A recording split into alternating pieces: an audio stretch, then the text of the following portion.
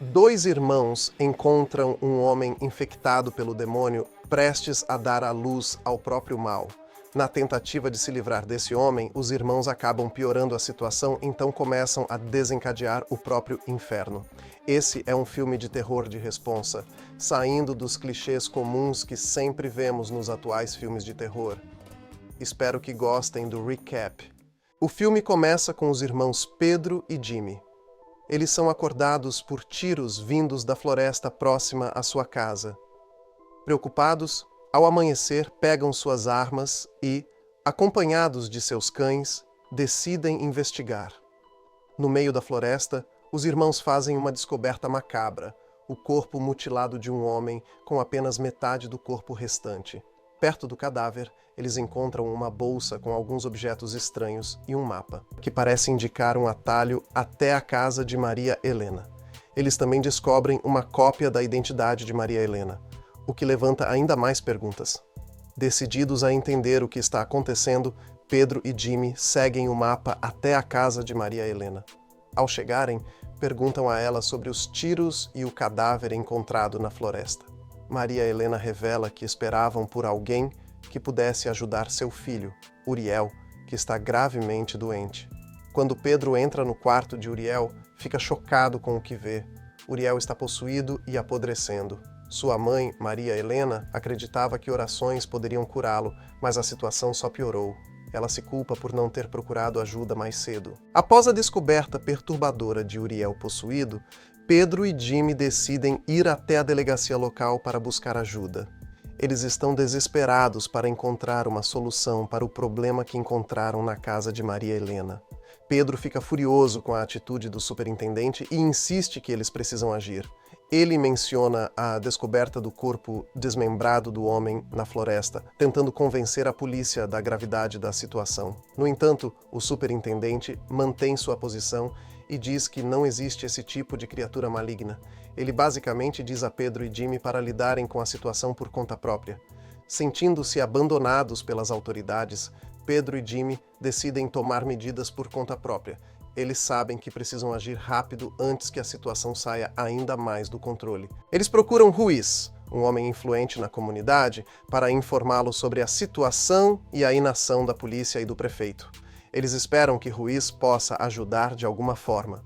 Ruiz compartilha a frustração dos irmãos e revela que seus próprios cães desapareceram há um mês. Ele menciona que a presença dessas entidades afeta tanto os animais quanto os mortos, deixando todos ainda mais alarmados. Pedro propõe que eles vendam suas posses e deixem a cidade antes que a situação piore.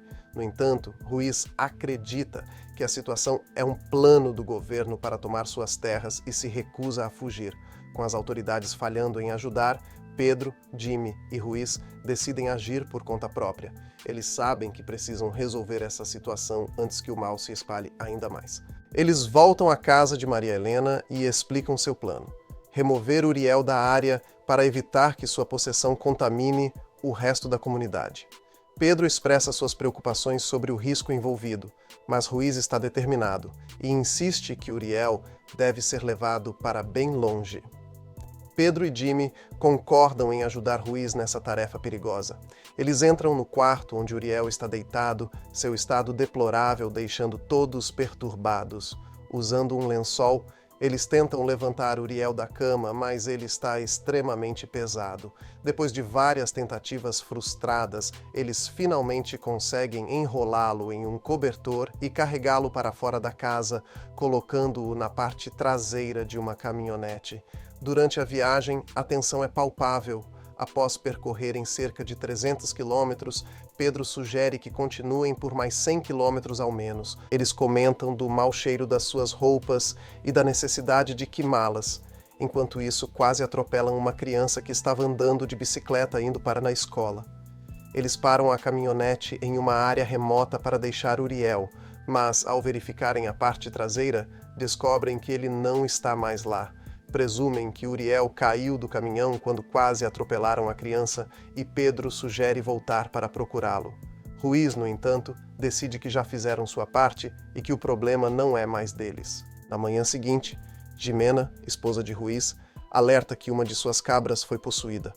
Ruiz pega sua arma, decidido a resolver o problema. Jimena implora para que ele não use uma arma de fogo contra o mal, mas ele não a ouve. A cabra avança em direção a ele, e com um tiro, Ruiz a abate. Porém, Jimena, em um acesso de loucura, ataca Ruiz com um machado, matando-o e depois tira sua própria vida com machadadas. Percebemos que ela foi possuída após Ruiz atirar na cabra. O filho de Maria Helena avisa a Pedro que sua mãe sumiu e que o mal está espalhando depois de suas ações. Pedro e Jimmy decidem que é hora de deixar a cidade para salvar suas famílias do mal que se espalha. Jimmy deixa Pedro na casa de sua ex-esposa, Sabrina, enquanto ele vai buscar o restante da família. Pedro pede a Leonardo, o novo marido de Sabrina, que a acorde e pegue algumas roupas para ele vestir. Pedro começa a tirar suas roupas para queimá-las, pois estavam amaldiçoadas. O cachorro da família encosta, cheira as roupas num ato inocente. Quando Sabrina aparece, ela fica surpresa ao encontrar Pedro ali. Pedro tenta explicar a gravidade da situação, dizendo que eles precisam sair da cidade porque algo terrível está acontecendo. Sabrina, no entanto, acha que ele está mentindo para fazê-la se sentir culpada. Durante a discussão, o cachorro da família, Roger, ataca violentamente a Vicky, a filha de Sabrina, com seu novo marido. Santino, o filho de Pedro, informa que Roger mordeu Vicky, e quando Leonardo tenta ajudar, o cachorro arrasta a menina para fora da casa e foge carregando ela pela cabeça. Pedro e Leonardo perseguem o cachorro, mas não conseguem encontrá-lo.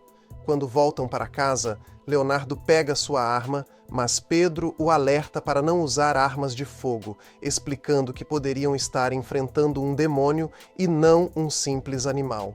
Ignorando o aviso, Leonardo acaba atirando no cachorro. Vicky volta para casa e Sabrina fica aliviada ao ver que ela voltou ilesa. Vicky avisa que seu pai vai chegar de carro para atropelá-las. Desesperado, Pedro coloca seu filho Santino e seu outro filho autista, Jair, no carro de Sabrina, sem permissão, e ao sair, testemunha Leonardo batendo o carro em Sabrina e Vicky. Pedro continua dirigindo para longe do acidente. Quando Leonardo recobra a consciência, vê Vicky dançando de maneira estranha, sem nenhum arranhão. Pedro, Jimmy e sua mãe finalmente se reúnem e decidem sair da cidade. Durante a fuga, Santino pergunta o que é exatamente um possuído. A mãe de Pedro explica que é uma entidade que entra no corpo de uma pessoa e o usa como um receptáculo para seu próprio nascimento. Ela enfatiza que o demônio possui um entendimento profundo dos medos humanos, o que o torna ainda mais perigoso. A mãe de Pedro também fala que é preciso seguir 7 regras para lidar contra o mal. A primeira regra é não usar luzes elétricas, pois suas sombras chamam o mal. A segunda regra é não ficar perto de animais, já que eles podem ser afetados pelo mal. A terceira regra é não tocar em nada que tenha estado perto de um possuído. A quarta regra é nunca machucar um possuído, pois isso só piora as coisas. A quinta regra, talvez a mais crucial, é nunca, jamais, nomear o mal pelo seu nome verdadeiro. A sexta regra é não atirar em possuídos com armas de fogo, pois isso pode liberar ainda mais o mal. Pedro, após tomar uma distância segura para o carro, começam a discutir sobre o que vão fazer. Jair começa a agir de maneira estranha. Eles acreditam que é por conta de seu autismo e por não ter tomado um dos remédios. A mãe de Pedro recebe uma ligação inesperada no celular. Do outro lado da linha, Sabrina, a ex-esposa de Pedro, diz que quer seus filhos de volta. Pedro, atordoado, responde que as crianças estão bem com ele, mas Sabrina insiste, dizendo que os filhos não o amam e é por isso que ela o traiu. Ela afirma saber onde ele está e que vai buscar as crianças. Pedro, perplexo, lembra que viu Sabrina morrer, então não entende como ela poderia estar ligando. Em um misto de confusão e medo, ele joga o celular no chão e começa a pisar no puro ódio, convencido de que a ligação não poderia ser real. Ele expressa suas incertezas e arrependimentos sobre as ações deles, reconhecendo que talvez tenham cometido um grande erro ao lidar com a situação de Uriel. Desesperado, Pedro confessa que trouxe o mal para Sabrina e que todos estão em risco por causa de suas decisões. Ele acredita que deveriam ter deixado a cidade imediatamente ao perceber o que estava acontecendo e que nunca deveria ter retornado para lá. Jimmy tenta acalmar Pedro, dizendo que está orgulhoso de sua coragem e que precisam continuar firmes para proteger suas famílias. Pedro, ainda abalado, decide seguir em frente, mas a lembrança da ligação perturbadora permanece em sua mente. Pedro, Jimmy e a mãe deles chegam à casa de Mirta, uma mulher que parece ter conhecimento sobre como lidar com possuídos. Mirta explica que não há eletricidade na casa, mas há espaço para todos ficarem. Pedro insiste que precisam ir para a cidade, mas Jimmy sugere que eles descansem um pouco. Durante a estadia, Mirta comenta que Jair parece estar podre, mas Jimmy explica que ele é autista e pergunta se ela já viu um possuído de verdade. Mirta responde que, apesar de sua experiência, nunca viu nada tão grave quanto o que estão enfrentando agora. À noite, enquanto todos dormem, Pedro e Jair ficam no carro.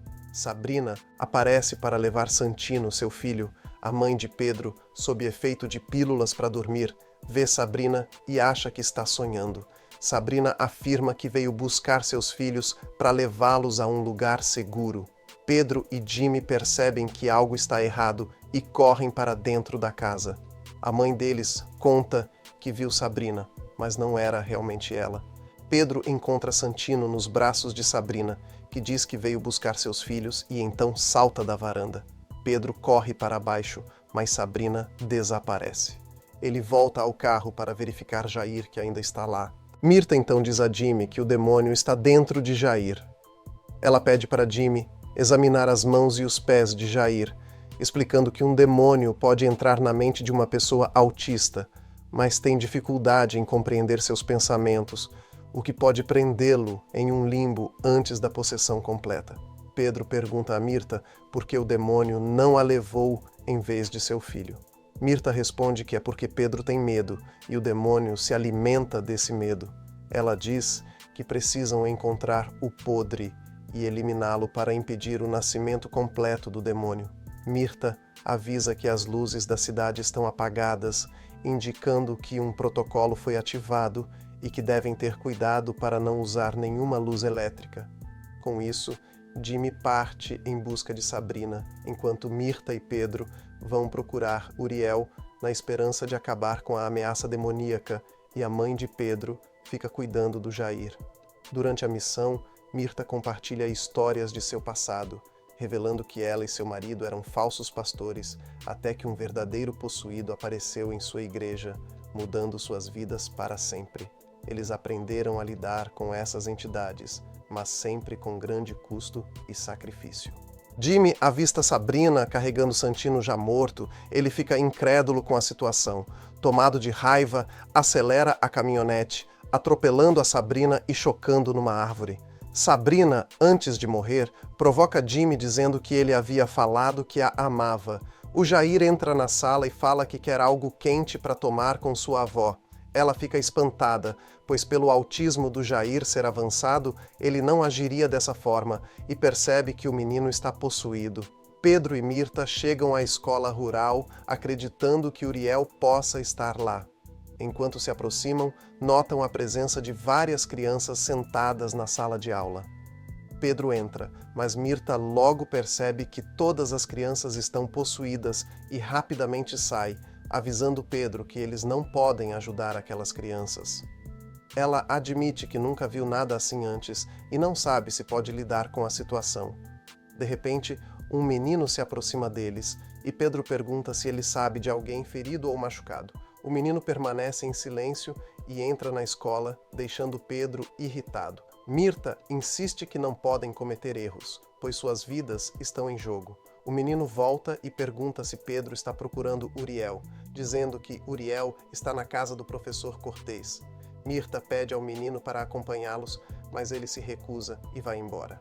Enquanto Pedro se prepara para entrar na escola, Mirta avisa que pode ser uma armadilha. Nesse momento, uma menina se aproxima e fala que Uriel não está na escola.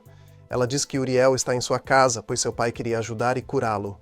Ela mora nas colinas e avisa que devem ser cautelosos. Pedro, furioso, empurra a menina e começa a atacá-la.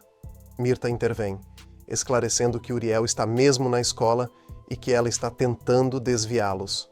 Pedro e Mirta descobrem 2 corpos sob o palco do auditório, e Mirta, chocada, diz que nunca viu nada parecido. Pedro pergunta se as crianças são responsáveis e ela responde que aqueles não são mais crianças. Ela instrui Pedro a pegar seu equipamento, sugerindo que Uriel está escondido ali. Pedro começa a rasgar o palco para encontrar Uriel, enquanto Mirta prepara o equipamento para matar o demônio. Finalmente, Pedro encontra Uriel escondido sob alguns corpos. Uriel pede a Pedro que acabe com sua vida. Mirta diz a Pedro que a única maneira de terminar isso é usando o equipamento especial e pede para ver a nuca de Uriel. Uriel é muito pesado e Pedro luta para levantá-lo. A menina sugere que há um machado no escritório do diretor. Mirta desconfia, mas Pedro, impaciente, corre até o escritório, enquanto Mirta grita desesperadamente para ele não deixá-la. Pedro percebe que é uma armadilha e as crianças trancam-no dentro do escritório. Ele assiste horrorizado enquanto as crianças matam Mirta e arrastam seu corpo para longe. Depois de algum tempo, Pedro sai do escritório e encontra o equipamento desmontado. Enfurecido, ele mata Uriel com uma peça do equipamento quebrado. No entanto, é tarde demais para evitar o nascimento do demônio. A entidade nasce, deixando o corpo de Uriel e confronta um Pedro derrotado, deixando uma marca em sua testa. O demônio recém-nascido provoca Pedro, poupando sua vida e saindo para a luz da manhã, seguido pelas crianças possuídas, deixando Pedro sozinho e desolado. Pedro e Jimmy retornam para casa, cada um carregando o peso das tragédias recentes. Quando Jimmy vai até o quarto de arreios, encontra o irmão de Uriel, que revela uma terrível verdade. Ele matou uma pessoa e fatiou o corpo em pedaços e também comeu junto com os porcos, pois uma voz maligna ordenou que fizesse isso. Jimmy pergunta se foi a mãe dele, Helena, e o que aconteceu com a mãe de Jimmy, e o irmão de Uriel responde que aconteceu o mesmo que com a mãe de Jimmy.